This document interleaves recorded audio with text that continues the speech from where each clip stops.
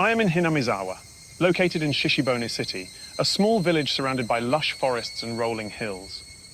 But despite its idyllic appearance, Hinamizawa has a dark and troubling history that has captivated people for decades. For centuries, Hinamizawa has been shrouded in mystery and folklore, with tales of strange and supernatural occurrences in the area. But what's the truth behind these stories? Well, to understand this, we need to delve into the history of the village and its residents.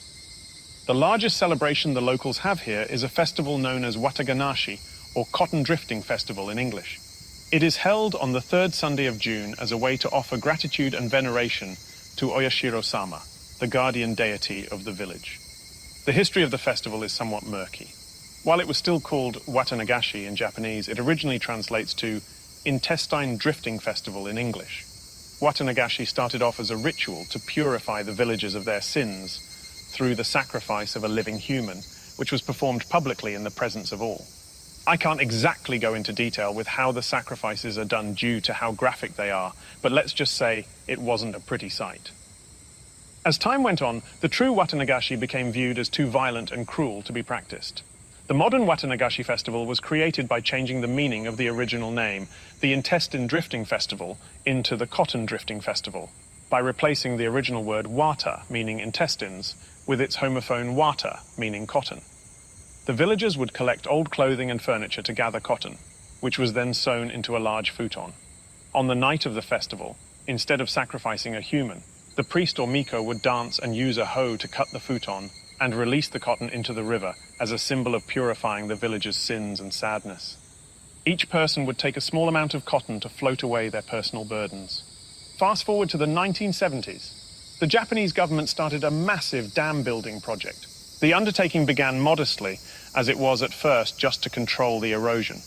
But soon the dam grew to cover an expansive region, and if construct, it would have led to a sizable area up to Yaguchi being flooded.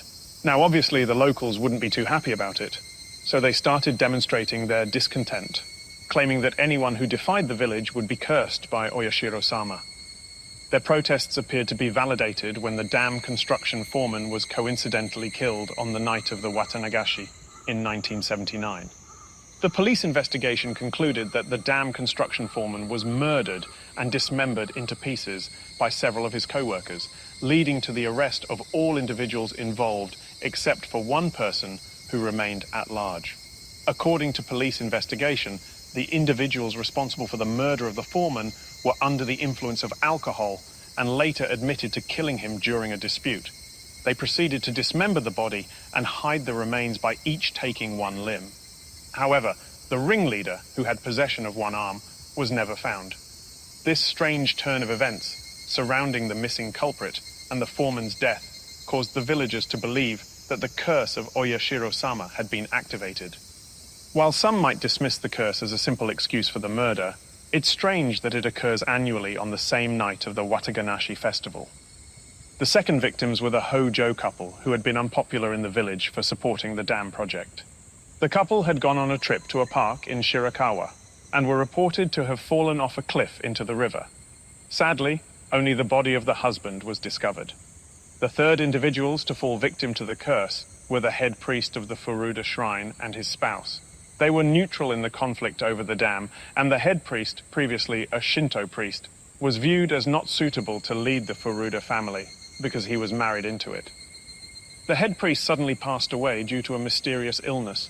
One evening, the wife went missing and left behind a suicide note claiming that she intended to sink herself into the swamp to calm Oyashiro-sama's anger. Authorities investigated the swamp and discovered the wife's sandals nearby, but were unable to find her body. The fourth individuals to fall victim to the curse were Satoshi Hojo and his aunt. The latter was found dead with a baseball bat used to bash in her face. Satoshi went missing a few days later and was reported to have boarded a train leaving Hinamizawa. However, there were no confirmed sightings. The police arrested a drug addict who later confessed to killing the aunt. The addict was placed in a holding cell, but before further questioning could take place, he died from choking on a spork. Regardless, the villagers believed that it was Oyashiro-sama, claiming more members of the Hojo family as victims, continuing the retribution for the Hojo couple supporting the dam project. Some say that the curse is a way for the village to protect itself from those who would do it harm, while others believe that the curse is a manifestation of the anger and fear of the residents who don't want to lose their homes. A conspiracy theory suggests that the curse is merely a cover-up for the government to obtain test subjects for a parasite virus indigenous to Hinamizawa. Whatever the truth behind Hinamizawa's dark past may be, one thing is for sure. It's a fascinating and mysterious place that continues to captivate people to this day.